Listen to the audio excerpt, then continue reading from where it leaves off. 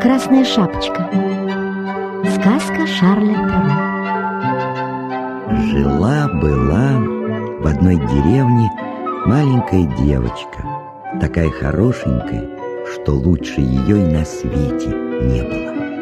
Мама любила ее без памяти, а бабушка еще больше. Ко дню рождения подарила ей бабушка красную шапочку. С тех пор девочка всюду ходила в своей новой нарядной красной шапочке. Соседи так про нее и говорили: вот красная шапочка идет. Как-то раз испекла мама пирожок и сказала дочке: сходи-ка ты, красная шапочка, к бабушке, снеси ей этот пирожок и горшочек масла, да узнай, здорова ли она. Собралась красная шапочка и пошла к бабушке в другую деревню. Идет она лесом, а навстречу ей серый волк.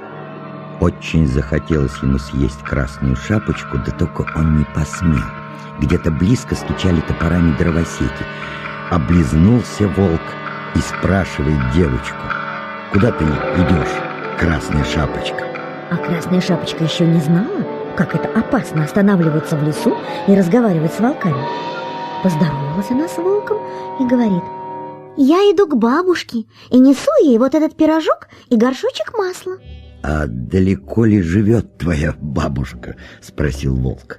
Довольно далеко, отвечает красная шапочка. Вон в той деревне за мельницей, в первом домике с краю. Ладно, говорит волк, я тоже хочу проведать твою бабушку. Я по этой дороге пойду, а ты ступай по той. Посмотрим, кто из нас раньше придет, сказал это волк и побежал, что было духу, по самой короткой дорожке. А красная шапочка пошла по самой длинной дороге. Шла она не торопясь. По пути то и дело останавливалась, рвала цветы и собирала в букеты. Не успела она еще и до мельницы дойти, а волк уже прискакал к бабушкиному домику и стучится в дверь. Тук-тук-тук.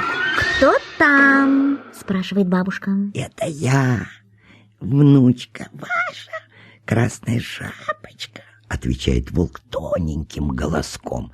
«Я к вам в гости пришла, пирожок принесла и горшочек масла». А бабушка была в это время больна и лежала в постели. Она подумала, что это и в самом деле красная шапочка, и крикнула: «Дерни за веревочку, дитя мое, дверь откроется». Волк дернул за веревочку, дверь открылась. Бросился волк на бабушку и разом проглотил ее. Он был очень голоден, потому что 3 дня ничего не ел. Потом закрыл дверь, улегся на бабушкину постель и стал поджидать красную шапочку. Скоро она пришла и постучалась. Тук-тук. «Кто там?» — спрашивает волк, а голос у него грубый, хриплый. Красная шапочка испугалась было, но потом подумала, что бабушка охрипла от простуды. И оттого у нее такой голос. «Это я, внучка ваша», — говорит красная шапочка. «Я принесла вам пирожок и горшочек масла». Волк откашлялся и сказал потоньше: «Дерни за веревочку, дитя мое, дверь откроется». Красная шапочка дернула за веревочку, дверь и открылась.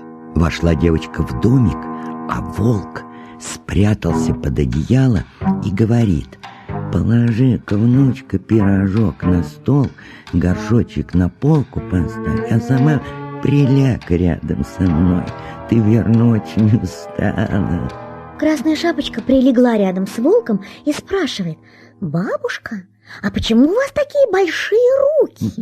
«Это чтоб покрепче обнять тебя, дитя мое». «Бабушка, а почему у вас такие большие уши?»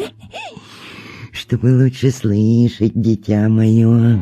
«Бабушка, а почему у вас такие большие глаза?»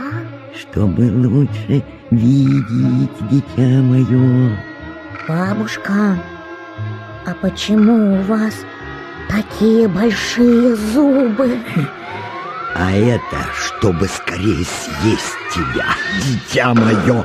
Не успела Красная Шапочка и охнуть, как злой волк бросился на нее и проглотил вместе с башмачками и Красной Шапочкой. Но, по счастью, в это самое время проходили мимо домика дровосеки с топорами на плечах. Услышали они шум, вбежали в домик и убили волка.